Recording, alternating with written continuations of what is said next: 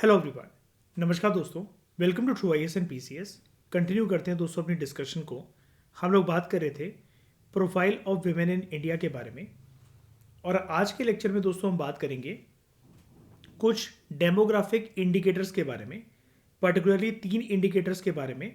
और उन इंडिकेटर्स को एज अ अम्ब्रेला कॉन्सेप्ट समझ के उसके अंदर पर्टिकुलरली हम महिलाओं की परिस्थिति की बात करेंगे कि under that particular demographic indicator महिलाओं की परिस्थिति क्या है, उसके लिए कुछ आंकड़ों को समझेंगे और उन इंडिकेटर्स के बेसिक कॉन्सेप्ट को भी समझेंगे। तो हम समझेंगे 3 डेमोग्राफिक इंडिकेटर्स को। एक सेक्स रेशियो, दूसरा मोर्टेलिटी रेट, जिसके अंदर हम विभिन्न प्रकार के मोर्टेलिटी रेट्स के बारे में बात करेंगे, क्योंकि मोर्टेलिटी रेट एक अम्ब्रेला टर्म होता है, इसके अंदर बहुत सारे प्रकार के मोर्टेलिटी रेट्स होते हैं। और तीसरे फिर हम बात करेंगे लाइफ एक्सपेक्टेंसी रेट के बारे में। ठीक है, सबसे पहले दोस्तों हम जानते हैं ये सेक्स रेशियो वर्ड का क्या मतलब होता है। सेक्स मतलब बायोलॉजिकल तरीके से डिफरेंशिएशन, जैसा कि हमने देखा था इस पर्टिकुलर टॉपिक के, इस डॉक्यूमेंट के इनिशियल लेक्चर के अंदर, कि सेक्स जो है वो 2 कैटेगरीज में क्लासिफाई करे जाते हैं जनरली, एक मेल और एक फीमेल। और जब बात आती है दोस्तों सेक्स रेशियो की, तो हम ये जानने की कोशिश करते हैं कि देश के अंदर, किसी भी देश के अंदर हालात क्या है विद रिस्पेक्ट टू कि अगर 1000 मेल्स की पॉपुलेशन को अगर हम देखें, मतलब अब आप ये मत सोचना कि एक कंट्री के अंदर 1000 मेल को ही हम क्यों देख रहे हैं। हम out of all the mails उनके हजार हजार सेट बनाकर देख रहे हैं कि हर 1000 में से कितनी फीमेल्स जो हैं उनके कंपैरिजन में हैं। अब 2 ही चीज़ें हो सकती हैं। अगर 1000 मेल हैं किसी एक पॉपुलेशन का पार्ट, तो फीमेल्स इस 1000 नंबर से या तो ज़्यादा हो सकती हैं या तो कम हो सकती हैं। अब आप मुझे बताओ एक कंट्री का सेक्स रेशियो कैसा होना चाहिए।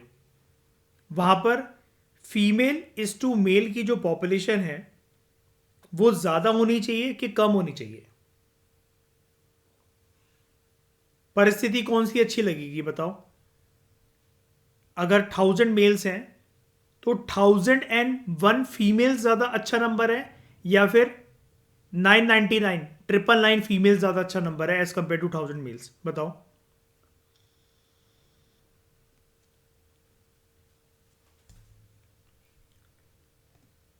ज़्यादा होना चाहिए, है ना।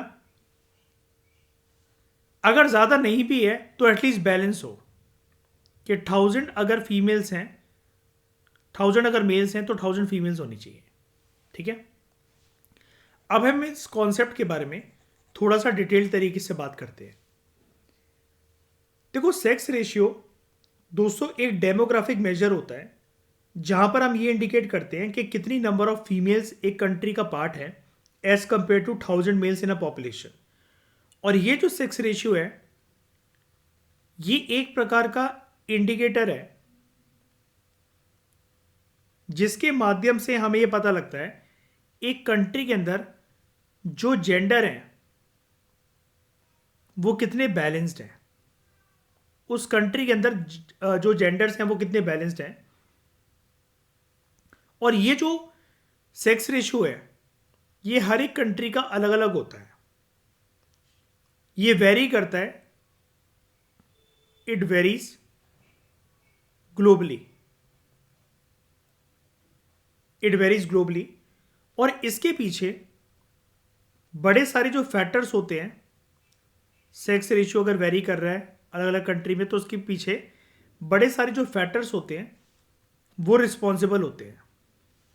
अब वो अलग अलग प्रकार के फैक्टर्स क्या क्या हो सकते हैं, तो दोस्तों यहां पर फैक्टर आ सकता है हेल्थ केयर का, कि फीमेल की हेल्थ केयर पर कम ध्यान दिया जाता हो किसी कंट्री के अंदर, मेल पर ज़्यादा ध्यान दिया जाता हो। फिर अगर हम सेक्स रेशियो को ऐसा देखें कि रूरल और अर्बन डिवीजन के कॉन्टेक्स्ट में अगर हम इसको देखें तो यहां पर हमें माइग्रेशन भी एक वन ऑफ द फैक्टर नजर आ सकता है। जैसा कि अभी थोड़ी देर में मैं आपको बताऊंगा, शहरों के अंदर जो सेक्स रेशियो होता है, पर्टिकुलरली अगर इंडिया की बात करें, वो खराब होता है। अब आप कहोगे कि सर शहर के लोग तो ज़्यादा जागरूक होते हैं, वो तो ज़्यादा पढ़े लिखे होते हैं, तो क्या वो भी फीमेल्स को प्रेफर नहीं करते हैं एज अ गर्ल चाइल्ड? तो ये सेक्स रेशियो कम कैसे हो जाता है? Females as compare to 1000 males, ये नंबर कम क्यों है शहरों के अंदर? ये तो अच्छा होना चाहिए नंबर। तो दोस्तों क्या होता है कि गांव से बहुत सारे मर्द ना काम धंधा ढूंढने के लिए रिक्शा चला रहे हैं, शहर के अंदर जाकर कंस्ट्रक्शन साइट पर काम कर रहे हैं, या उनको लगता है बेटर जॉब अपॉर्चुनिटीज़ मिल सकती है, तो वो गांव से या एक तरीके से सेमी अर्बन इलाके से, सेमी रूरल इलाके से पूरे के पूरे अर्बन एरियाज में वो माइग्रेट कर जाते हैं, सिटीज़ और टाउन्स के अंदर माइग्रेट कर जाते हैं। तो मर्दों की संख्या क्योंकि वहाँ पर ज़्यादा हो जाती है, इस वजह से फीमेल की संख्या कम नज़र आती है। सेक्स रेशियो ऐसे भी अफेक्ट होता है माइग्रेशन की वजह से, फ्रॉम रूरल टू अर्बन। अब अर्बन टू रूरल माइग्रेशन कम ही होता है, ज़्यादातर रूरल टू अर्बन ही होता है, बिकॉज लोग गांव जाना इतना ज़्यादा प्रेफर नहीं करते हैं कि वहाँ जाके सेटल हो रहे हैं, गांव से शहर आकर सेटल होना ज़्यादा प्रेफर करते हैं। उसके बाद तीसरा जो फैक्टर है वो है कल्चरल प्रेफरेंसेस, कि एक कल्चर के अंदर लोगों की प्रेफरेंसेस क्या है with respect to whether they want a male child या फिर they have respect for female child also. ये सारी चीजें दोस्तों डिटरमाइन करती हैं सेक्स रेशियो के आंकड़े को। देखो यहां पर अभी आपको थोड़ी देर में ना एक डेटा मिलेगा, और वो डेटा है, ये लाइन आप पढ़ सकते हो। According to census 2011, sex ratio India के अंदर जो है, लास्ट सेंसस के अकॉर्डिंग, लेटेस्ट सेंसस के अकॉर्डिंग, लेटेस्ट सेंसस 2011, कई सेंसस अवेलेबल है हमारे देश में, 2021 का कोविड की वजह से हुआ नहीं था। साल 2026 के अंदर हमारे प्रधानमंत्री ने हमें वादा कर रखा है कि जो लेटेस्ट सेंसस है वो कंडक्ट करवाया जाएगा, जो कोविड के टाइम पर साल 2021 में कोविड की सेकेंड वेव की वजह से नहीं हो पाया था। तो साल 2011 के सेंसस के अकॉर्डिंग सेक्स रेशियो जो भारत के अंदर है, दैट इज 940 फीमेल्स हैं हमारे देश में हर 1000 मेल के कंपैरिजन में। तो यानी कि जो औरतों की, महिलाओं की जो आबादी है, out of the total population of the country, it is just 47%। It is just 47%, यानी कि 53% हमारे देश में मेल्स की आबादी है और 47% जो है वो फीमेल्स की पॉपुलेशन है। ये तो हो गया सेंसस 2011 के अकॉर्डिंग। लेकिन रिसेंटली मैं आपको एक आंकड़ा और बताता हूं जो कि थोड़ी सी इंप्रूव्ड सिनेरियो हमें शो करता है भारत के बारे में, और वो है NFHS5। ये NFHS क्या है और ये 5 क्या होता है, इसके आगे 5 क्यों लिखा हुआ है? NFHS है, जैसा कि हमने इंडियन सोसाइटी के सिलेबस के पहले टॉपिक के अंदर डिस्कशन करी थी, उसमें मैंने आपको इसकी फुल फॉर्म बताई थी। इट इज नोन एज, ये काफ़ी ज़्यादा कॉम्प्रिहेंसिव सर्वे होता है, सेंसस जितना तो नहीं लेकिन उसकी टक्कर का होता है। इसको हम कहते हैं नेशनल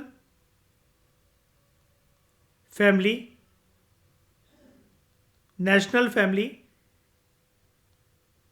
हेल्थ सर्वे, और ये इसका 5th वर्जन है, लेटेस्ट वर्जन है।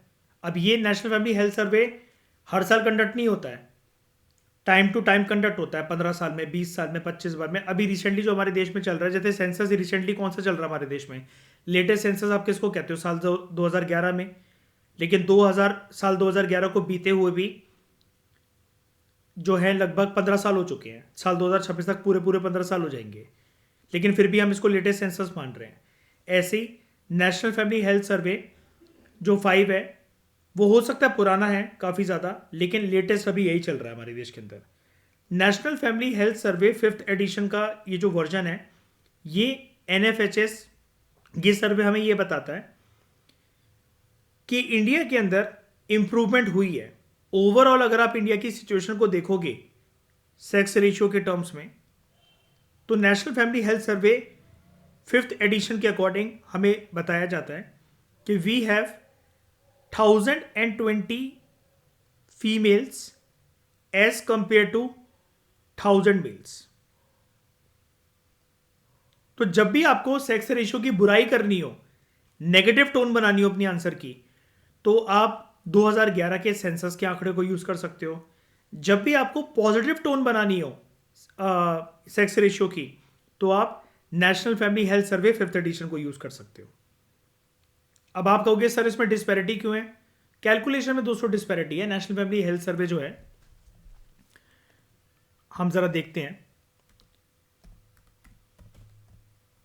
नेशनल फैमिली हेल्थ सर्वे सेंसस 2011 से पहले आया था कि बाद में आया था नेशनल फैमिली हेल्थ सर्वे 5। तो it was conducted in 2019 to 21 और जो सेंसस है वो 2011 का है। अब आप समझ गए होंगे कि ये जो आंकड़े हैं ये अच्छे निकल कर क्यों आ रहे हैं। तो यानी कि हम उम्मीद ये कर सकते हैं अगर नेशनल फैमिली हेल्थ सर्वे, जिसके सर्वे रिपोर्ट्स को जब सेंसस कंडक्ट करा जाता है, 10 साल में एक बार जब सेंसस कंडक्ट करा जाता है, तो नेशनल फैमिली हेल्थ सर्वे की जो रिपोर्ट्स होती हैं, लेटेस्ट रिपोर्ट्स जो होती हैं, उसको भी मद्देनजर रखते हुए सेंसस के अंदर जो आंकड़े बनाए जाते हैं इसको यूज़ करा जाता है। क्योंकि जैसे कि मैंने आपको बोला, सेंसस तो 10 साल में एक बार होगा। सेंसस जितना कॉम्प्रीहेंसिव सर्वे तो नहीं है, क्योंकि सेंसस के अंदर तो बहुत सारी चीज़ों के बारे में बात होती है। नेशनल फैमिली हेल्थ सर्वे जो है, यहाँ पर जो चीज़ें होती हैं विद रिस्पेक्ट टू पीपल की जो हेल्थ है, डेमोग्राफिक जो इंडिकेटर्स हैं जो कि एक फैमिली के साथ जुड़े होते हैं, फैमिली को प्रभावित करते हैं, पॉपुलेशन को प्रभावित करते हैं, उनकी हेल्थ और न्यूट्रिशन को प्रभावित करते हैं, उसके बारे में यहाँ पर बात होती है। अब सेंसस के अंदर तो हर एक चीज़ के बारे में बात होती है, सारे एस्पेक्ट्स ऑफ लाइफ के बारे में बात होती है। वहाँ पर गुंडागर्दी, टेररिज्म और ऐसी चीज़ों के अंदर भी बात होती है। तो ये उतना ज़्यादा कॉम्प्रिहेंसिव तो नहीं होता है, लेकिन उसकी टक्कर का होता है। तो अगर ये national family health survey edition 5 जो है साल 2019 से लेकर 21 तक में कंडक्ट करा गया था और इसके आंकड़े हमें सेक्स रेशियो की बेटर पिक्चर बता रहे हैं, तो ये जो बेटर पिक्चर है जो सेंसस साल 2011 का है, अब साल 2011 का सेंसस है तो साल 2010 तक का डेटा होगा इसके अंदर, और नेशनल फैमिली हेल्थ सर्वे साल 2019 से लेकर 21 तक कंडक्ट करा गया था। तो 10 साल का फर्क है और 10 साल में देश बहुत ज़्यादा तरक्की कर भी जाता है और बहुत ज़्यादा गिर भी जाता है। कंडीशन 10 साल के अंदर, एक डिकेड के अंदर काफ़ी हद तक चेंज हो जाती है, क्योंकि 10 साल में तो एक फ्रेश सेंसस भी आ जाता है। क्या पता साल 2021 के अंदर अगर हमारा सेंसस आया होता लेटेस्ट, तो उसके अंदर ये जो सेक्स रेशियो के जो आंकड़े हैं, यहाँ पर लिखा हुआ है 2011 का सेंसस तो बता रहा है 940 फीमेल्स हैं हर 1000 मेल के कंपैरिजन में। तो ये सेक्स रेशियो का आंकड़ा हमें बेकार लग रहा है। लेकिन 2021 का सेंसस अगर आया होता और उसने national family health survey edition 5 के आंकड़ों को जो है मतलब कंसिडर करा होता, जैसा कि हमें नेशनल फैमिली हेल्थ सर्वे के आंकड़े बता रहे हैं, there are 1020 females for every 1000 males, तो वो क्या पता कि सेंसस के अंदर भी अच्छी चीज़ होती है। अब ये जो डिस्पैरिटी है ये क्लियर हो जाएगी अगले साल, जब साल 2026 के अंदर सेंसस को कंडक्ट करा जाएगा और 27 या 28 तक वो सेंसस की रिपोर्ट भी हमारे सामने आ जाएगी। वैसे एक साल के अंदर आ जाती है, लेकिन इस बार देखने वाली चीज़ होगी कि नई नई चीज़ें सेंसस के अंदर कैसे लाई जाती हैं, क्योंकि सरकार ने इस बार ये बोला कि एक आस्पेक्ट में इस बार हमारा सेंसस बहुत यूनिक होने वाला है। जब घर घर जाकर जो सरकार की तरफ से जो काम कर रहे होंगे सेंसस के आंकड़े को मतलब उसके बारे में रिपोर्ट वगैरह बना रहे होंगे, जिसको हम हिंदी में जनगणना कहते हैं, तो वो जनगणना के लिए साल 2011 तक जब तक लोग घर घर जाते थे तो वो कॉपी पेन रजिस्टर लेकर जाते थे। लेकिन इस बारी मोदी गवर्नमेंट ने ये बोल रखा है कि जो भी ऑफिसर्स आएंगे जनगणना करने के लिए आपके घर पर, वो अपने साथ लैपटॉप या फिर डिजिटल डिवाइस लाइक जैसे टैबलेट्स होते हैं ना, सैमसंग के, लेनोवो के, डेल के जो ये टैबलेट्स होते हैं, तो वो आपके पास टैबलेट्स या फिर कंप्यूटर्स मतलब लैपटॉप वगैरह लेकर आएंगे। ठीक है, तो वो ऑनलाइन प्रॉपर तरीके से रजिस्ट्रेशन वगैरह उसकी होगी। और आंकड़े जो है पहले कॉपी पेन के थ्रू ना मिसप्लेस भी हो जाते थे। जैसे कोई एक पर्सन है उसने 100 घरों को कवर करा, अब वो पेपर पन्ना या रजिस्टर उसकी टीम से खो गया, तो सेंसस के अंदर ये वाली दिक्कत ना है, इसलिए इस बारी डिजिटल सेंसस होगा और ये हमारे देश का पहला डिजिटल सेंसस होगा। और ये वाली बात ना कोविड के टाइम में ही कह दी गई थी। अब अगले साल वो हमें पता लगेगा ये बातें कितनी सच है कितनी झूठी हैं, कैसे सेंसस होता है, जनगणना। क्योंकि पर्सनली मुझे तो याद नहीं है साल 2011 की कि हमारे घर पे कोई ऐसे आया हो, या फिर आया भी होगा तो मेरा कुछ लेना देना था नहीं इन सब चीज़ों से। इस बारी लेकिन देखने वाली चीज़ होगी आपके लिए भी मेरे लिए भी, कि वो जनगणना जो लोग करने आते हैं क्या क्या सवाल पूछते हैं, कैसे कैसे रिपोर्ट को प्रिपेयर करेंगे, कितनी देर हमें बैठा कर रखेंगे, घर परिवार के बारे में कितने डेप्थ में जाकर वो हमसे क्वेश्चन पूछेंगे, और परिवार के किस किस सदस्यों को बिठाया जाएगा जनगणना करवाने के लिए। ठीक है, तो वो चीज़ अगले साल हमें पता लग जाएगी अगर होता है तो। ठीक है, तो ये हमें नेशनल फैमिली हेल्थ सर्वे का एडिशन 5 जो है ये चीज़ हमें बताता है। ठीक है, लेकिन फिर भी यहाँ पर थोड़ी सी हमें ना डिस्पैरिटी भी देखने को मिलती है। और वो जो डिस्पैरिटी है, जैसे नेशनल फैमिली हेल्थ सर्वे के अकॉर्डिंग आपको सारी पिक्चर सेक्स रेशियो की बहुत अच्छी लग रही होगी भारत के अंदर, लेकिन जैसा कि मैंने आपको बोला एक डिस्पैरिटी जो है वो एग्जिस्ट करती है सेक्स रेशियो की टर्म में, और वो डिस्पैरिटी एग्जिस्ट करती है in the form of rural areas के सेक्स रेशियो की अगर आप बात करो, और अर्बन एरियाज की अगर आप सेक्स रेशियो की बात करो।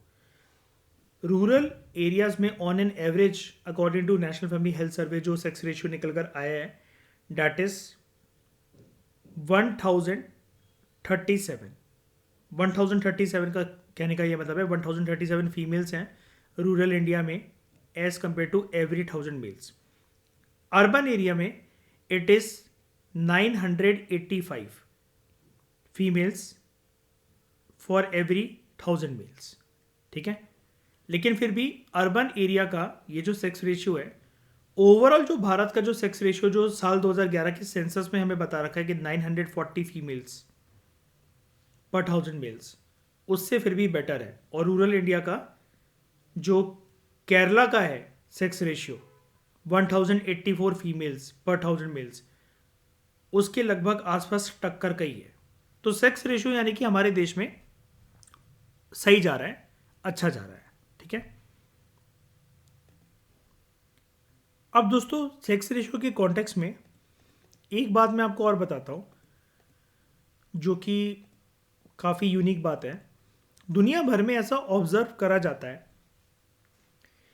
कि जो सेक्स रेशियो के अंदर हम मेल्स और फीमेल्स के एक रेशियो को निकाल रहे हैं, लेकिन अगर एक नेचुरल रेशियो की बात करें, सेक्स रेशियो को हटा दो, कुदरती रूप से अगर नेचुरल रेशियो की बात करी जाए कि अगर कोई एक महिला प्रेग्नेंट है और वो बच्चे को जन्म देती है, और सेक्स रेशियो तो हम 1000 में से कैलकुलेट कर रहे हैं, तो अगर आप ऐसा मान लें, अगर हम मेल्स और फीमेल्स को अगर देखें 100 नंबर के आंकड़े में कि हर 100 बच्चे जो पैदा हो रहे हैं जो वो फीमेल्स हैं और 100 बच्चे जो पैदा हो रहे हैं वो मेल्स हैं, तो जनरली हर प्रेग्नेंट महिला के शरीर से ज़्यादातर कौन बाहर निकलता है, ये एक नेचुरल रेशियो है जो कि ऑब्जर्व करा गया। ये नेशनल फैमिली हेल्थ सर्वे नहीं कह रहा है, ये दुनिया भर में ऑब्जर्व करा गया है, और दुनिया भर की अलग अलग इंटरनेशनल ऑर्गेनाइजेशन वगैरह ये सब चीज़ें हमें बताती हैं। और ये चीज़ आपके लिए काफ़ी ज़्यादा यूनिक हो सकती है, बिकॉज मुझे नहीं लगता ये वाली चीज़ किसी भी यूपीएससी कैंडिडेट को पता होगी, अगर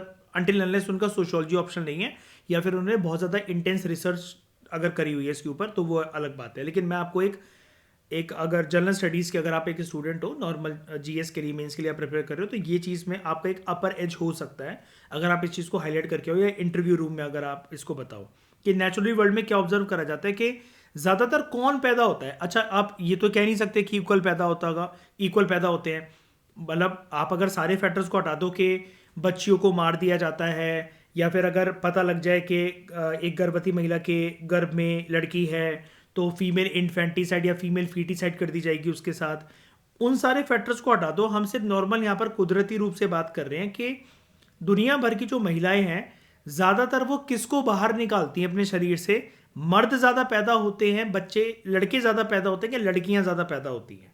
तो देखो नेचुरल रेशियो हमें ये बताता है पूरी दुनिया भर के आंकड़ों का अगर एवरेज निकाला जाए कि ज़्यादातर ना मेल्स पैदा होते हैं, 105 मेल्स पैदा होते हैं पर 1000 फीमेल्स, सॉरी पर 1000 नहीं, पर 100 फीमेल्स। ज़्यादातर जो हैं वो मेल्स पैदा होते हैं। हर 100 में से जो बच्चे हैं, अगर आप इसका एक रेशियो निकालो मेल और फीमेल का, आप 1000 में से भूल जाओ उसको, हर 100 में से अगर आप देखो तो 100 जो अगर फीमेल्स पैदा हो रही है तो 105 मेल पैदा होते हैं। तो ज़्यादातर मतलब थोड़ा सा एक अपर एज है, कुदरती रूप से मेल्स के पैदा होने के चांसेस दुनिया में ज़्यादा हैं। ये कुदरत का एक करिश्मा है, इसके पीछे कोई एक लॉजिक नहीं है। तभी यहाँ पर जो नाम है, अगर आप ध्यान दोगे तो इसको नेचुरल रेशियो इसलिए बोला जा रहा है। यहाँ पर कोई सेक्स रेशियो या फिर हम और कोई रेशियो की बात ही नहीं कर रहे हैं। ये नेचुरल है, ये भगवान की देन है, कुदरती रूप से कुदरत का करिश्मा है ये। ठीक है, यहां तक अगर आपको सब क्लियर है, आगे बढ़ें फिर हम लोग। कोई डाउट है तो पूछ लो। क्लियर है, गुड। तो यहां पर ये सब चीज़ें with respect to sex ratio आप समझ गए। और इंडिया की सिचुएशन के ऊपर अगर हम बात करें, जस्ट अ मिनट, अगर हम इंडिया की सिचुएशन की तरफ अगर अपना थोड़ा सा रुख मोड़े, तो जैसा कि मैंने आपको बताया, ओवरऑल इंडिया की जो सिचुएशन है वो बेटर है, अब काफ़ी बेटर है। According to national family health survey कि 1020 females are there for every 1000 male population. ठीक है, रूरल अर्बन में थोड़ा सा डिफरेंस है, रूरल में 1037 पर 1000 एंड अर्बन एरियाज में 985 पर 1000। ठीक है, अब सेक्स रेशियो के अंदर एक चीज और आती है, और वो कॉन्सेप्ट एक होता है, उसको हम कहते हैं SRB। ठीक है, SRB का मतलब होता है सेक्स रेशियो, सॉरी मैंने स्पेलिंग गलत लिख दी, सेक्स रेशियो एट बर्थ, पैदा होने के टाइम पर सेक्स रेशियो। ये सिर्फ हम इंडिया की बात कर रहे हैं अभी, SRB के बारे में। Sex ratio at birth Bharat के अंदर कितना है, ये थोड़ा सा इंप्रूव हो चुका है साल 2022-23 तक। ये आंकड़ा हमारे पास अवेलेबल है कि 933 फीमेल्स जो हैं वो बॉर्न हो रही हैं, लेकिन मेल्स जो हैं वो 1000 बॉर्न हो रहे हैं। ठीक है, तो ये एक इंपॉर्टेंट इंडिकेटर है जो कि हमें जेंडर इक्वालिटी के बारे में बताता है, देश के डेवलपमेंट के बारे में बताता है, सोशल प्रोग्रेस के बारे में बताता है, हेल्थ केयर को, एजुकेशन को, कल्चरल फैक्टर्स को ये रिफ्लेक्ट करता है सेक्स रेशियो। अब सेक्स रेशियो को दुनिया भर में आप किसी भी कंट्री का अगर सेक्स रेशियो देख लो, तो कौन कौन से ऐसे फैक्टर्स हैं जिनको आप इन्फ्लुएंसिंग फैक्टर्स कह सकते हो, जो सेक्स रेशियो को इन्फ्लुएंस करते हैं, उनको आप इन्फ्लुएंसिंग फैक्टर्स भी कह सकते हो। देखो, एक तो है जिसको आप डिनाई नहीं कर सकते हो, और वो है जेंडर बाइसनेस। जेंडर बाइसनेस ऐसा देखा गया है स्पेशली एशियन कंट्रीज के अंदर कि सन की जो प्रेफरेंस है कि हमारे यहाँ बेटा पैदा हो, वो ज़्यादा है। और ये चीज़ कहाँ ज़्यादा है, ये चीज़ एशियन कंट्रीज में काफ़ी ज़्यादा है, एशियन नेशंस में काफ़ी ज़्यादा है।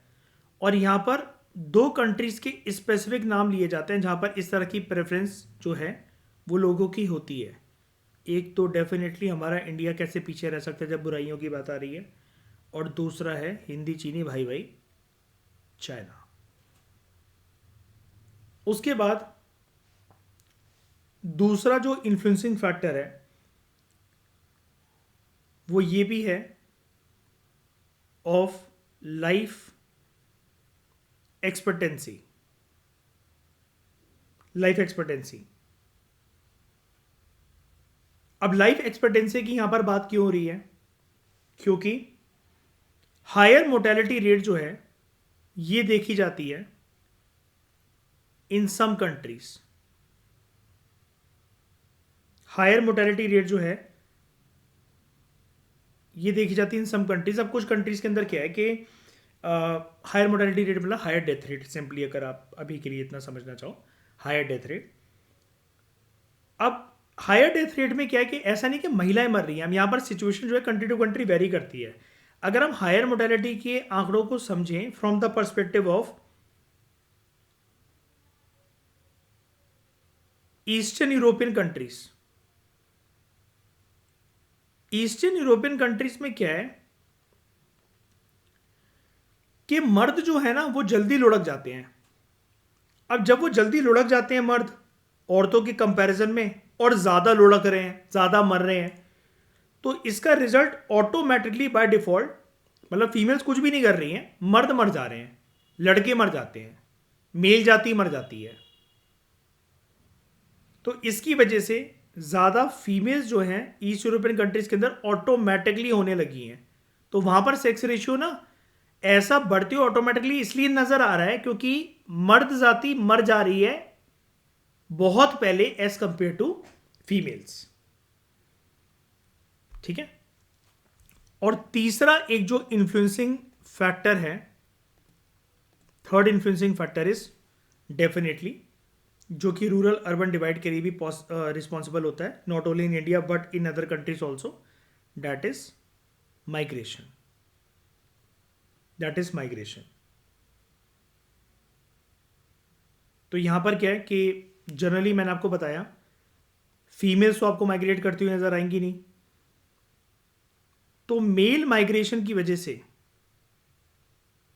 मेल माइग्रेशन की वजह से आपको एक डिवाइड देखने को मिलता है ऑफ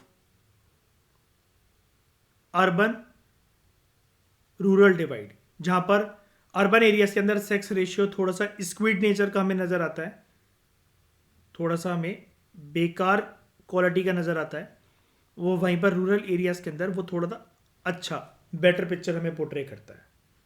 और ऐसा सिर्फ इंडिया में नहीं है, दुनिया भर की कंट्रीज में ऐसा देखा जाता है।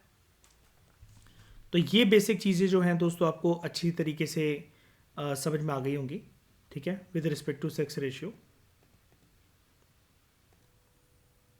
तो यहाँ पर वही सब चीज़ें लिखी हुई हैं जो कि मैंने आपको बताया।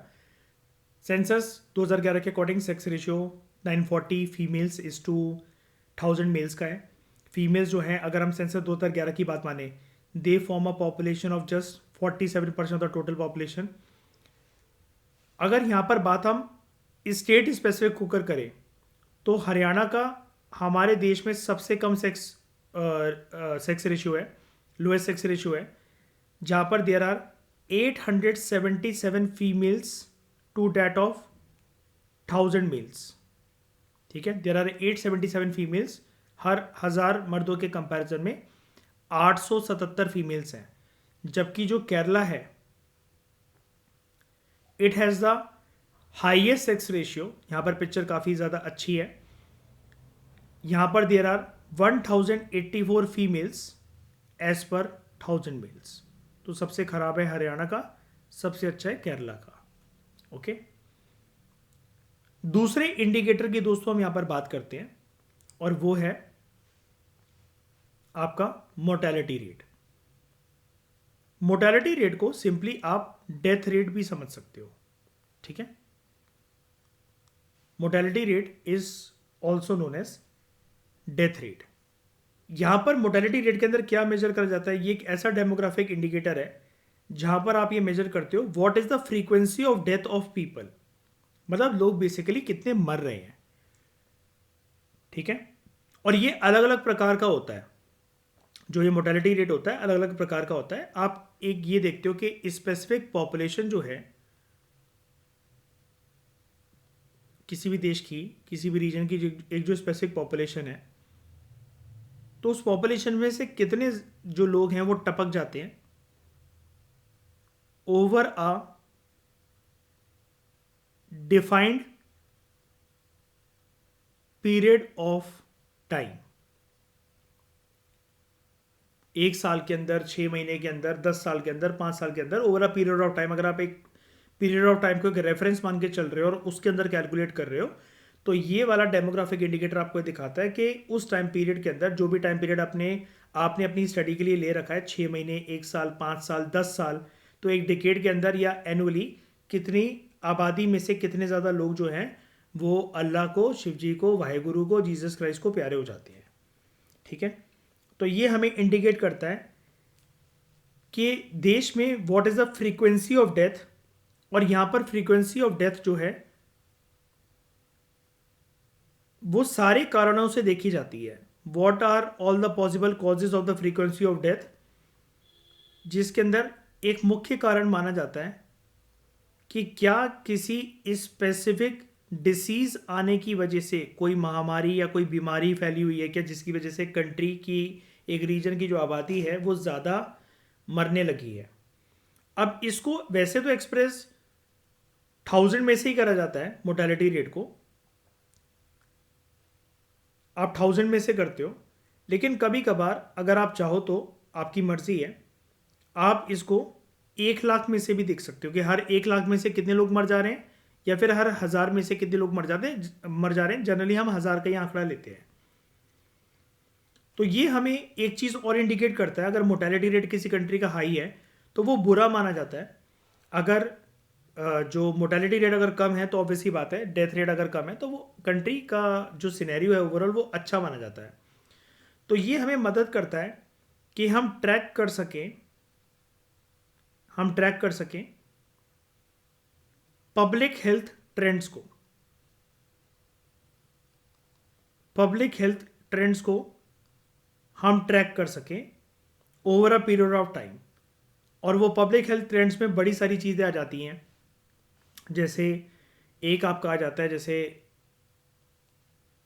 इन्फेंट मोर्टेलिटी रेट कितना है, जैसे कि मैंने आपको बताया कि मोर्टेलिटी रेट भी अलग अलग प्रकार के होते हैं। मैटरनल मोर्टेलिटी रेट कितना है। जो पब्लिक हेल्थ ट्रेंड में एक चीज़ और आएगी कि डिसीजेस जो फैल रखे हैं किसी कंट्री के अंदर, डिसीजेस का इम्पैक्ट जो है वो कितना है। और ओवरऑल एक कंट्री के अंदर, एक रीजन के अंदर ओवरऑल जो लाइफ एक्सपेक्टेंसी है वो कितनी है। ये सब चीज़ों से मिलकर हम कैलकुलेट करते हैं मोर्टेलिटी रेट को। तो आई होप ये चीज़ आपको क्लियर हो गई होगी। मोर्टेलिटी रेट में एक चीज़ और आती है जो कि यहाँ पर आपको जब मोर्टेलिटी रेट का टॉपिक जो डिस्कस करवाया जा रहा है इस डॉक्यूमेंट के अंदर, वो चीज़ आपको नहीं देखने को मिलेगी, इसलिए मैं एडिशनल चीज़ आपको बता रहा हूँ। इसका ना एक बेसिक फॉर्मूला भी होता है इसको कैलकुलेट करने का, और वो फॉर्मूला कहता है you should know number of deaths in a time period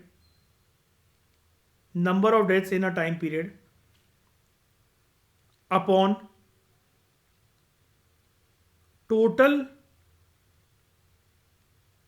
population at risk. अब वो रिस्क फैक्टर कुछ भी हो सकते हैं,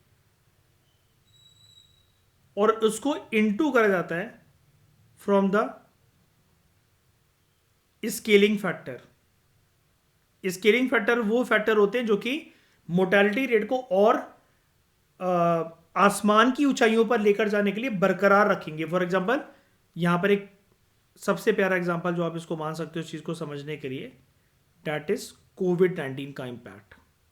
तो number of death in a time period, कोविड-19 से डेथ कितनी हुई, टोटल पॉपुलेशन एट रिस्क, कितने लोगों को कोविड हुआ था लेकिन फिर भी वो मरे नहीं, रिस्की पॉपुलेशन कौन सी, और स्केलिंग फैक्टर कोविड कितने टाइम तक कंटिन्यू रहा।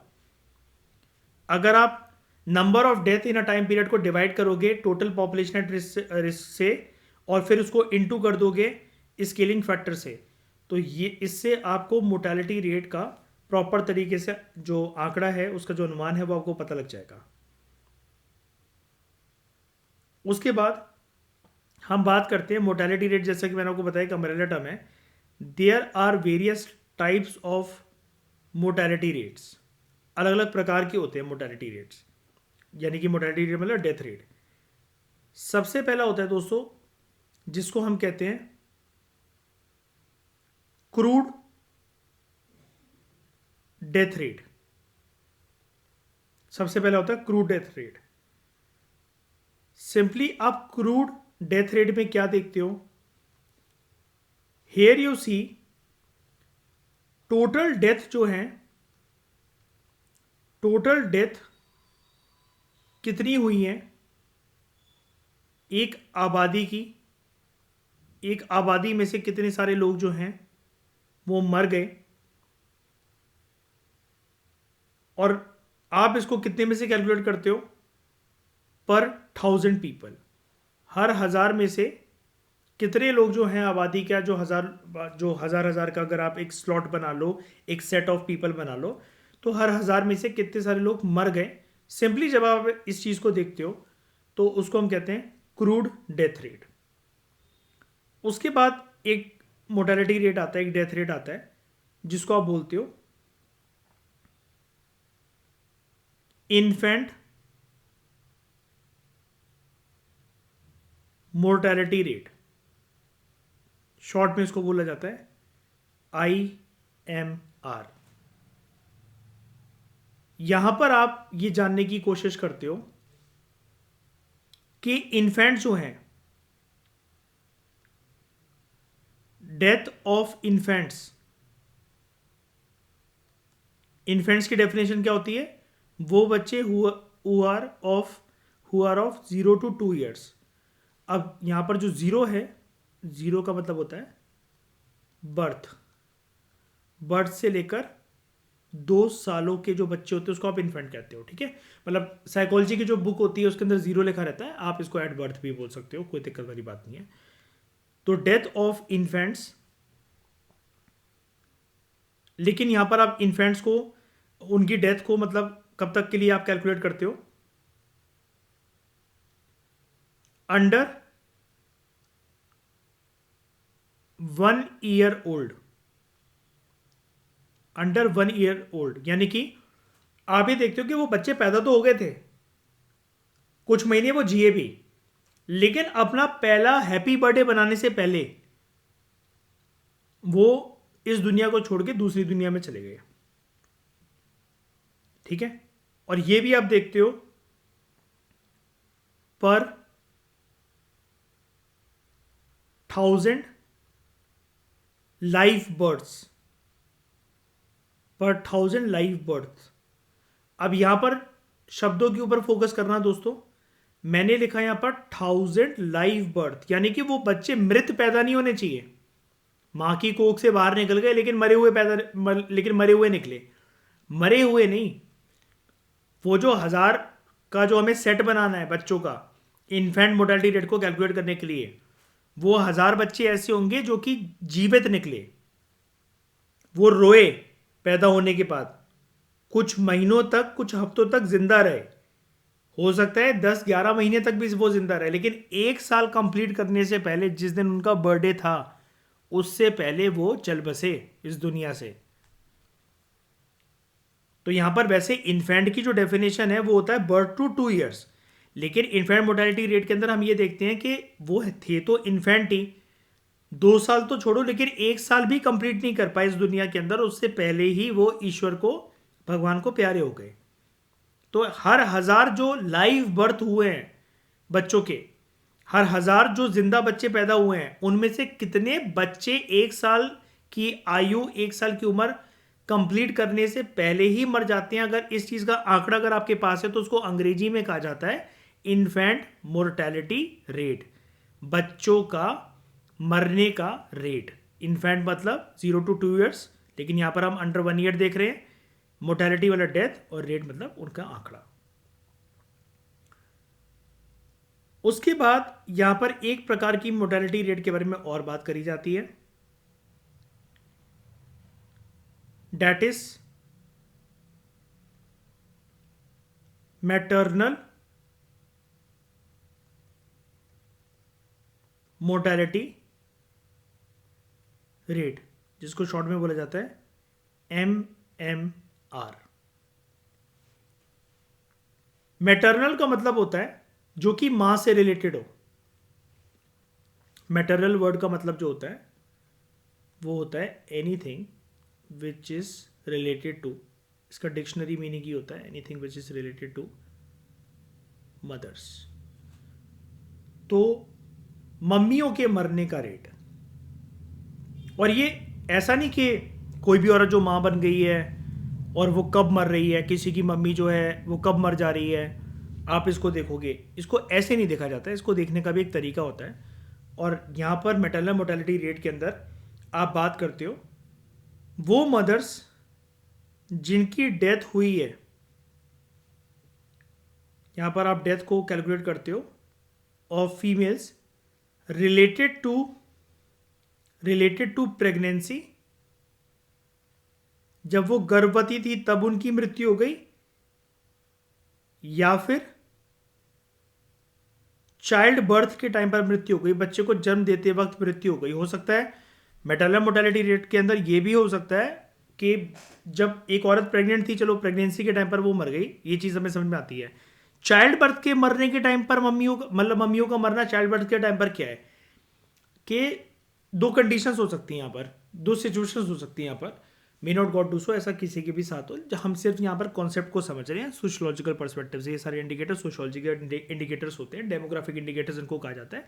Demography is a part of sociology, जैसे हर एक सब्जेक्ट के डिसिप्लिन के अंदर कुछ ना कुछ बात होती है, ये सारी चीज़ें सोशियोलॉजिकल चीज़ें होती हैं। सोसाइटी की, जब मैंने आपको क्लास 12th की जो इंडियन सोसाइटी की जो आपको बुक्स पढ़ा रखी हैं NCERT वगैरह, अगर आप उनके अंदर जाकर चेक करोगे तो ये सब चीज़ें पहले भी डिस्कस कर चुके हैं, ठीक है।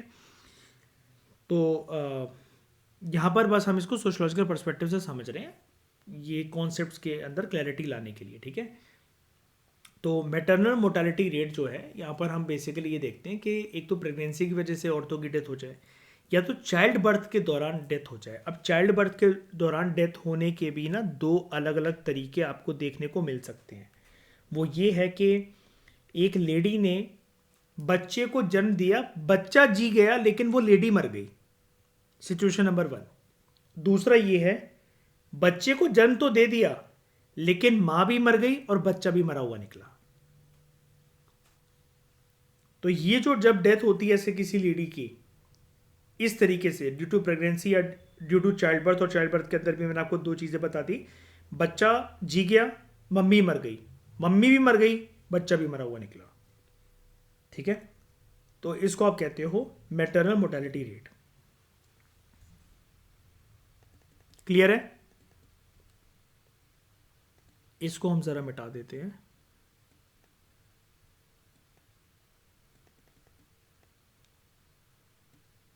और यहां पर हम एक बात और करते हैं,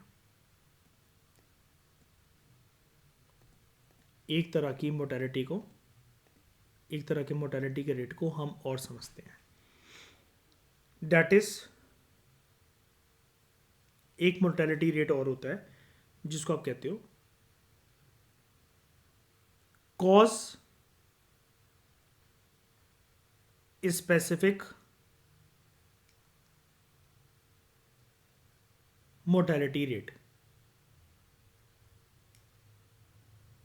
किसी एक कारण की वजह से मोर्टेलिटी जो है वो बढ़ रही है, किसी भी एक कारण की वजह से, वो कारण कुछ भी हो सकता है, इसकी कोई शॉर्ट फॉर्म नहीं होती, आप इसको CSMR नहीं कहोगे, कोई शॉर्ट फॉर्म नहीं होती है इसकी। तो जब पॉपुलेशन के अंदर डेथ होती है,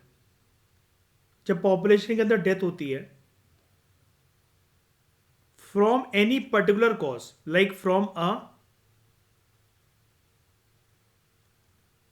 पर्टिकुलर डिसीज, मान लो किसी बीमारी की वजह से, एग्जाम्पल कैंसर की वजह से, COVID-19 की वजह से।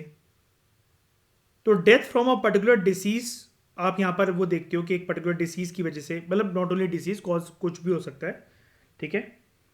और उसको आप डिवाइड करते हो, which is divided by total population, यहाँ पर बाकी सारी जगह पर आप क्या कर रहे थे, मैटरनल मोर्टेलिटी रेट के अंदर भी दोस्तों जब हम जो बात कर रहे होते हैं वो 1000 की जनसंख्या में से हम बात कर रहे होते हैं, ठीक है। लेकिन यहाँ पर क्या है, जब आप ये बात कर रहे हो कॉज स्पेसिफिक मोर्टेलिटी रेट की, तो यहाँ पर you are just finding out that particular cause. For example particular कोई रीज़न, डिसीज़ हो सकता है, कुछ भी एक महामारी हो सकती है, कुछ भी हो सकता है। फिर वहाँ पर आप डिवाइड करते हो which is divided by total population, और बाकी सारे रेट्स में, इन्फेंट मोर्टेलिटी रेट में, क्रूड डेथ रेट में, मैटरनल मोर्टेलिटी रेट में आप 1000 में से देख रहे थे, आप 1000 में से इस सब चीज़ों को देख रहे थे। This is also calculated, maternal mortality rate भी कैलकुलेट करा जाता है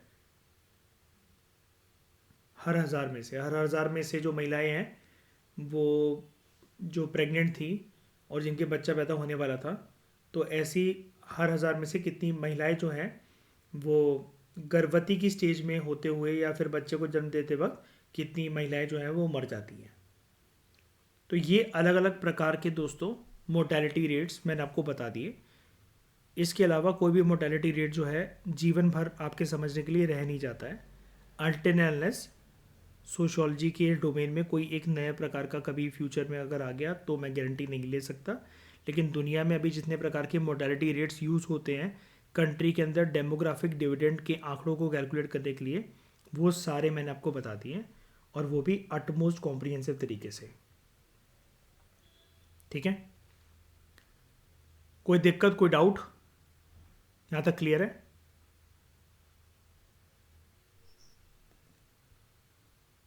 आगे दोस्तों टेक्स्ट की तरफ बढ़ने से पहले आपने मोर्टेलिटी रेट को समझा, लेकिन आगे एक बात और इसके बारे में करते हैं ताकि टॉपिक कॉम्प्रिहेंसिव तरीके से आपका कंप्लीट हो ही जाए। अब ये जो अलग अलग प्रकार के जो मोर्टेलिटी रेट हैं, इसको समझना हमारे लिए इम्पोर्टेंट क्यों है?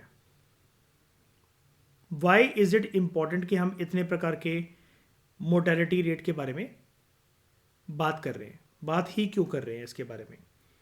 सबसे पहले तो मोर्टेलिटी रेट के अगर आंकड़े हमारे सामने होते हैं तो इससे हमारी मदद होती है।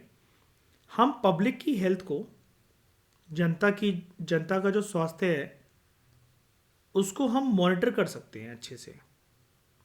पब्लिक हेल्थ मॉनिटरिंग के काम आते हैं इंडिकेटर्स, मतलब विद इन मोर्टेलिटी रेट आपने और सब इंडिकेटर्स इसके देखिए काम आते हैं, ताकि हम क्या कर सकें, मतलब ये सरकार के पर्सपेक्टिव से बात हो रही है, ताकि सरकार जो है वो ट्रैक कर सके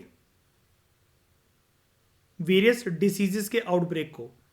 अगर कॉज स्पेसिफिक मोर्टेलिटी की बात होती है तो बड़े सारे जो डिसीजेस का जो प्रकोप फैला होगा, महामारी फैली होगी जैसे कोविड-19 वगैरह, उसके आउटब्रेक को सरकार एक तो ट्रैक कर सके, आंकड़े हो सरकार के पास।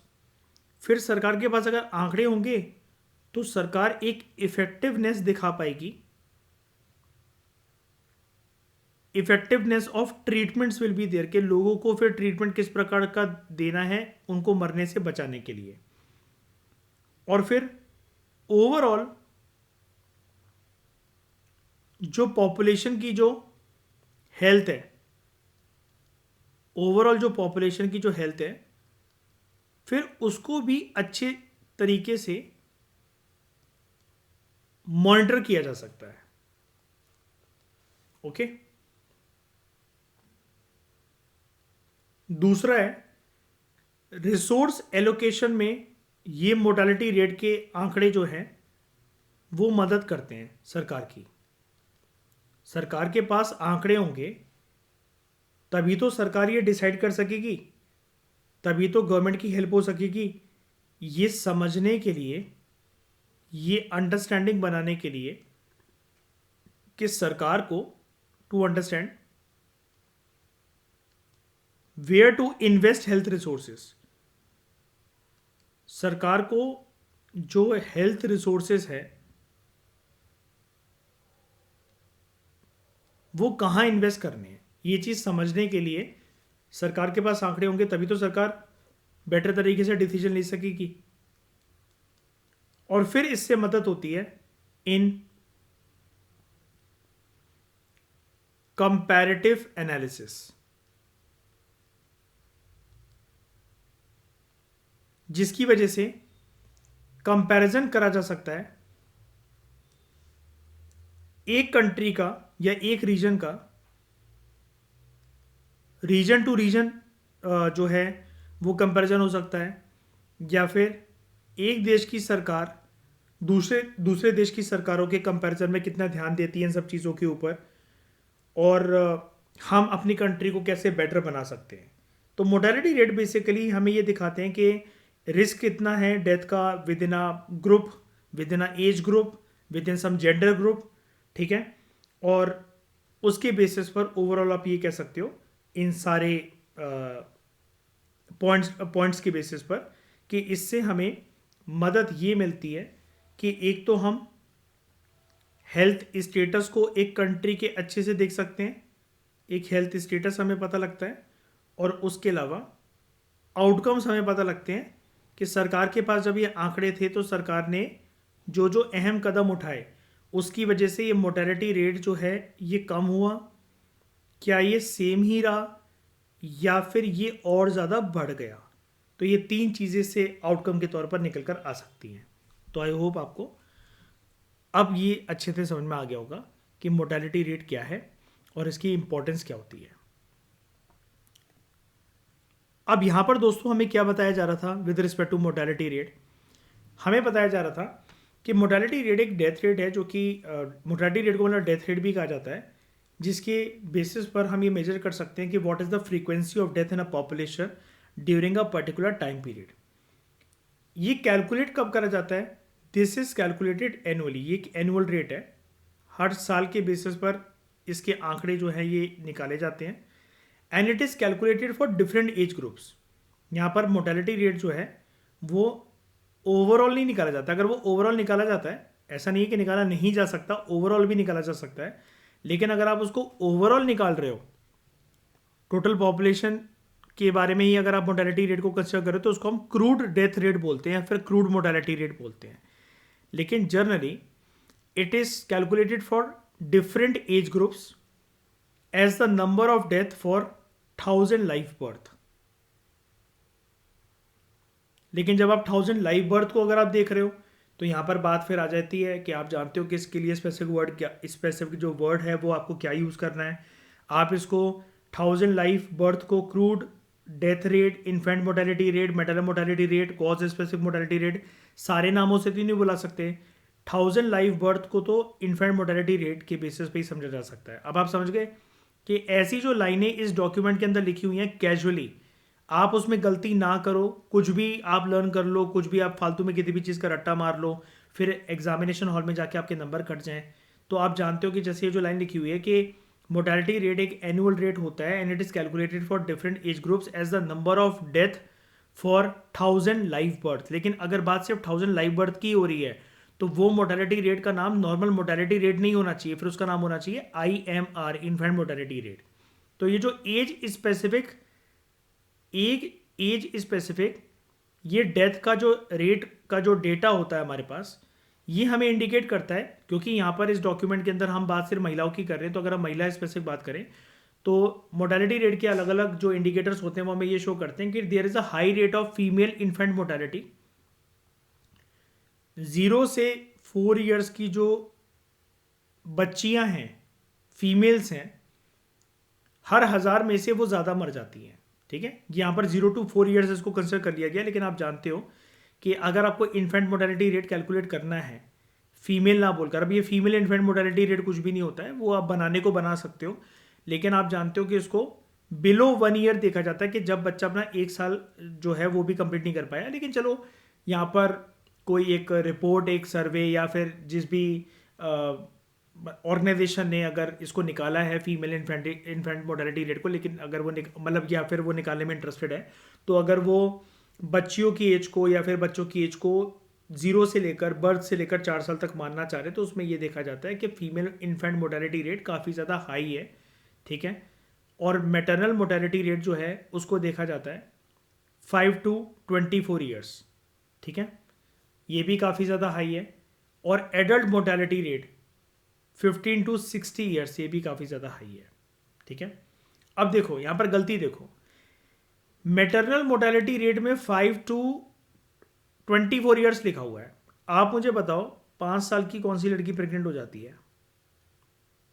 कौन सी लड़की कौन से बच्चे को जन्म दे देती है ना? तो यहाँ पर कुछ गलती है, मतलब इसके अंदर यहाँ पर अंडरस्टैंडिंग के अंदर गलती है। बस आप इतना मान के चलो, ये नंबर्स को छोड़ो, ये नंबर्स यहाँ पर गलत ही दे रखे हैं वैसे, ठीक है। आप ये इसको कंसिडर मत करो, आप सिर्फ इतना मान के चलो कि हमें अलग अलग एज स्पेसिफिक डेथ रेट के जो डेटा है वो इंडिकेट करते हैं that there is a high rate of female infant mortality rate, high rate of maternal mortality rate and adult mortality rate. और यहाँ पर जब तीन चीज़ों की बात हो रही है, फीमेल के वर्ड में तो फीमेल है ही, मैटरनल वर्ड में भी फीमेल हैं, औरतें हैं, और यहाँ पर जिन एडल्ट की बात हो रही है वो भी फीमेल एडल्ट्स की बात हो रही है। क्योंकि ये इसके अंदर हम जो टॉपिक पढ़ रहे हैं, आप अपनी अंडरस्टैंडिंग से मत भटकना, हम profile of women in India पढ़ रहे हैं, तो यहाँ पर विमेन, लेडीज़ एंड फीमेल्स के बारे में ही हमें बात करनी होगी। मैटरनल मोर्टेलिटी रेट के आंकड़े हमें ये दिखाते हैं, ये दर्शाते हैं कि भारत के अंदर मैटरनल मोर्टेलिटी रेट जो है वो गिरी है, वो डिक्लाइन हुई है फ्रॉम 113। चलो सबसे पहले देखते हैं, सबसे पुरानी बात करते हैं। 2014 से 16 तक मैटरनल मोर्टेलिटी रेट था 130। 130 का क्या मतलब है? जो प्रेग्नेंट महिलाएं हैं या जो बच्चे को जन्म दे रही हैं, प्रेगनेंसी के दौरान महिलाएं मर रही हैं प्लस चाइल्ड बर्थ के दौरान महिलाएं मर रही हैं। 2014 से लेकर 16 तक के आंकड़े हमें ये बताते हैं हर 1000 में से ऐसी 130 महिलाएं मर जाती थी। फिर 2015 से लेकर 17 तक ये जो नंबर है ये 122 हो गया, यानी कि पहले 130 मर रही थी, फिर 1.5-2 साल के बाद हर 1000 में से 122 महिलाएं, गर्भवती महिलाएं या बच्चों को जन्म देते वक्त जो महिलाएं वो मर जाती थी। फिर 2016 से 18 तक ये नंबर आ गया 113 पर। पहले 130 1000 में से, फिर 122 1000 में से, फिर 113 1000 में से। तो आकांक्षा, ये सिचुएशन इम्प्रूव हो रही है कि खराब हो रही है? बताओ, इंप्रूव क्यों हो रही है? ज्यादा मरना चाहिए महिलाओं को कि कम मरना चाहिए? 1000 में से कम मरना चाहिए। और क्यों कम मरना चाहिए?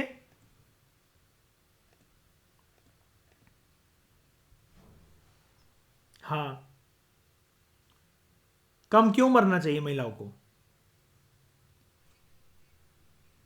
तभी रेट मेंटेन रहेगी। सारी महिलाएं अगर लुप्त हो जाएंगी तो मर्द कैसे पैदा होंगे? नहीं, सेक्स रेशियो तो बल्कि, मेरा तो ये मानना है मयूर, सेक्स रेशियो तो बल्कि डबल होना चाहिए, है ना कांक्षा?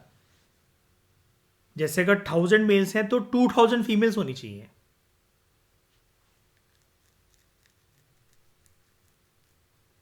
हाँ,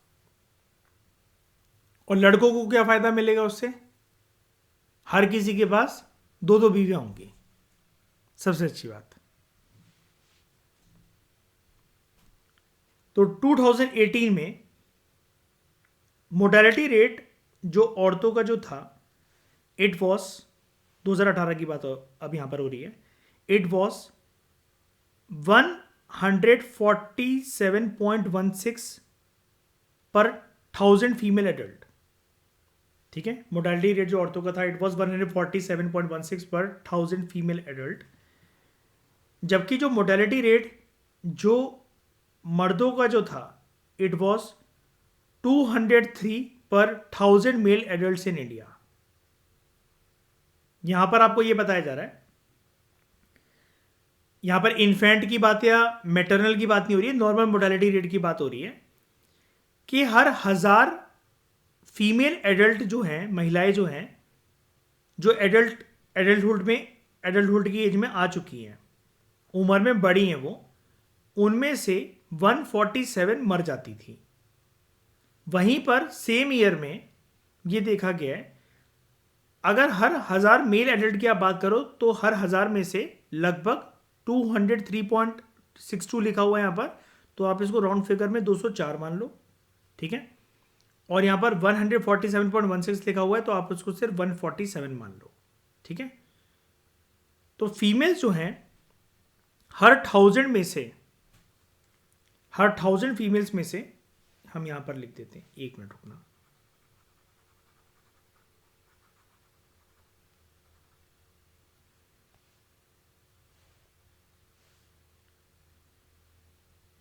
हर 1000 में से जो फीमेल्स हैं 147 जो हैं वो मर रही थी साल 2018 में।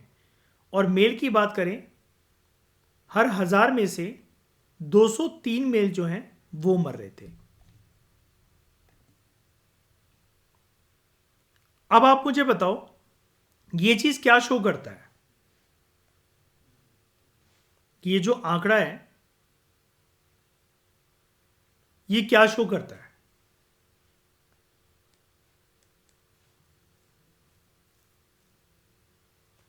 ध्यान से देखो इस आंकड़े को। ये जो आंकड़ा है ये शो करता है, ये 1000 जो बात हो रही है यहां पर, हर 1000 में से वो सिर्फ फीमेल्स की बात हो रही है। आउट ऑफ 1000 फीमेल्स 147 फीमेल्स मर रही हैं, और हर 1000 में से 203 मेल्स जो हैं वो मरते हैं। 2018 का आंकड़ा है हमारे पास मोर्टेलिटी रेट का, औरतों के लिए अलग, मर्दों के लिए अलग। क्या शो कर रहा है कांचा? ये लड़के ज्यादा मर रहे हैं, मर्द ज्यादा मर रहे हैं। क्यों मर रहे हैं? क्योंकि आप लोग खून पी रही हो हमारा, इसलिए। तो वो मैं मजाक कर रहा हूँ आकांक्षा, ठीक है। आकांक्षा कह रही है ऐसे तो लड़कियों पे भी इतना लोड है, लेकिन फिर भी देखो अगर मर्द ज़्यादा जल्दी मर जा रहे हैं तो कहीं ना कहीं, आकांक्षा आपको नहीं लगता कि महिलाएं खून पी रही हैं लड़कों का?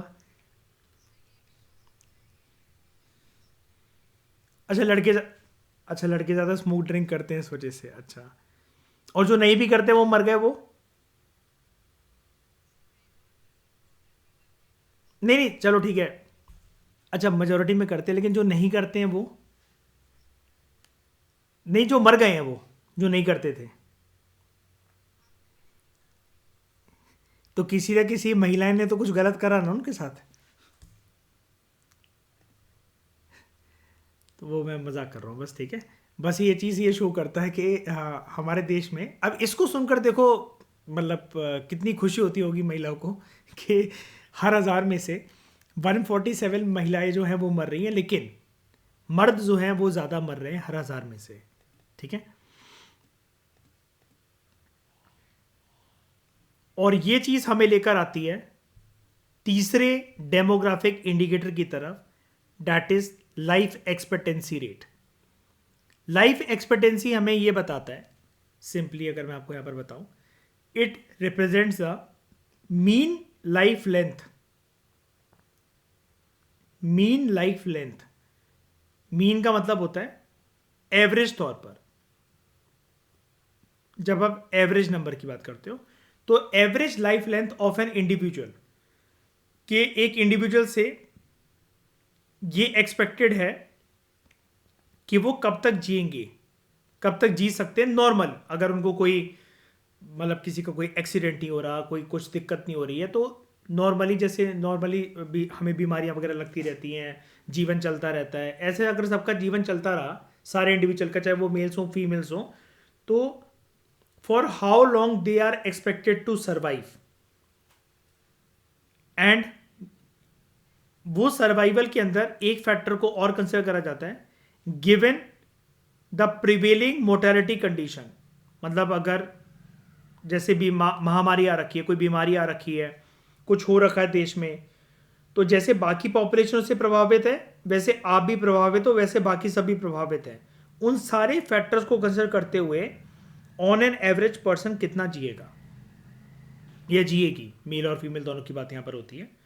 तो ऐसा ये ऑब्जर्व करा गया है। अभी देखना कांशा, महिलाओं की खुशी की बात, it has been observe that chances of longer life expectancy, chances of longer life expectancy are higher among women। जीने के चांसेस महिलाओं के ज्यादा होते हैं ड्यूरिंग ओल्डर ईयर्स।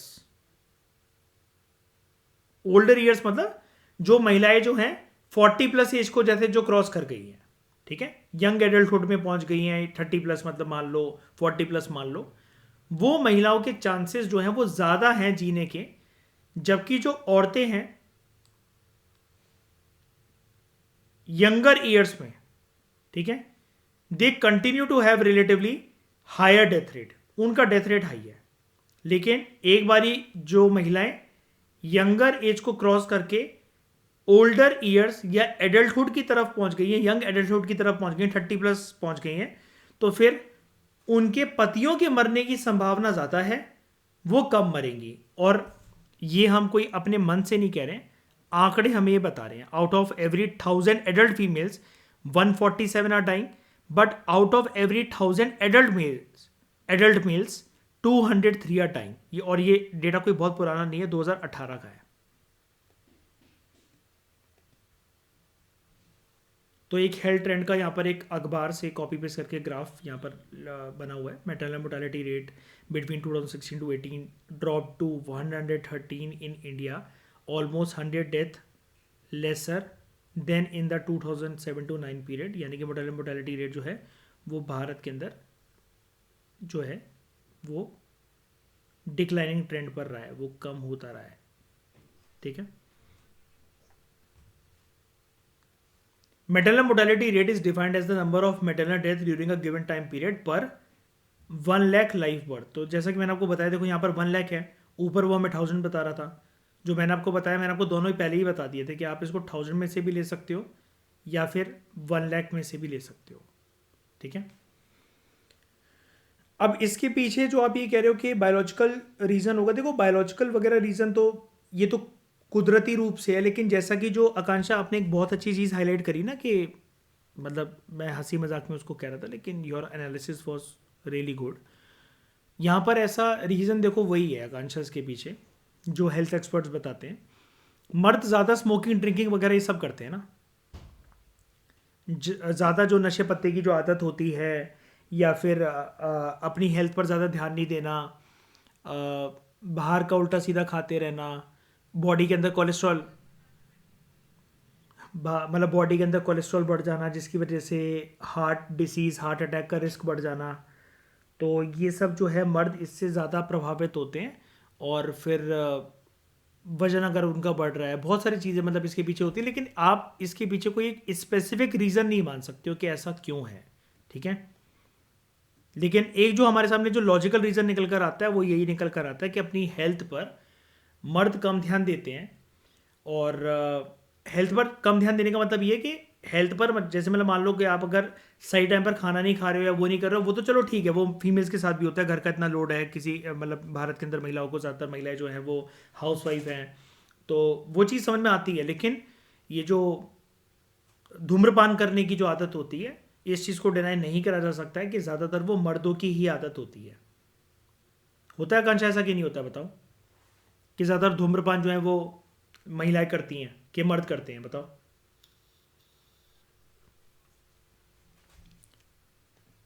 हाँ आजकल, हाँ आजकल दोनों करते हैं, लेकिन जर्नली ओवरऑल कौन करता हो आपको दिखता है? आप करते हो, है ना? तो फिर आप तो कह रहे हो अभी दोनों करते हैं। हेल्थ कॉन्शियस भी जो लोग हैं वो भी, आपने सही बोला कि अटैक से मर जाते हैं, लेकिन मैं यही तो आपको बस समझाने की कोशिश कर रहा हूँ कि यहाँ पर हम कोई स्पेसिफिक रीज़न, और हम कौन होते हैं इसके बारे में बात करने वाले, ये तो एक कुदरती रूप से मतलब ये देखा जाता है। लेकिन जो लॉजिकल रीज़न है हमारे सामने वो यही निकल कर आता है कि यार ऑब्वियस ही बात है, आप अपनी लाइफ के साथ अगर खिलवाड़ करोगे, उल्टी सीधी चीज़ें, इंटॉक्सिकेटेड चीज़ें शरीर के अंदर डालोगे, तो उसके हेल्थ के जो चांसेस हैं सर्वाइव करने के, वो ऑब्वियस ही बात है वो गिर जाएंगे। सिंपल सा लॉजिक इसके पीछे। लेकिन इसके पीछे कोई प्रॉपर कोई बोले कि रूट कॉज बताओ, एक कारण बताओ, एक शब्द में इसको बताओ, तो वो नेक्स्ट टू इम्पॉसिबल है, कोई नहीं बता सकता। फिर उसके लिए भगवान से मुलाकात कर आओ और खुद पूछ कर आओ, फिर मेरे को भी बताना। तो इस डिस्कशन में दोस्तों फिलहाल इतना ही। Thank you very much for discussion.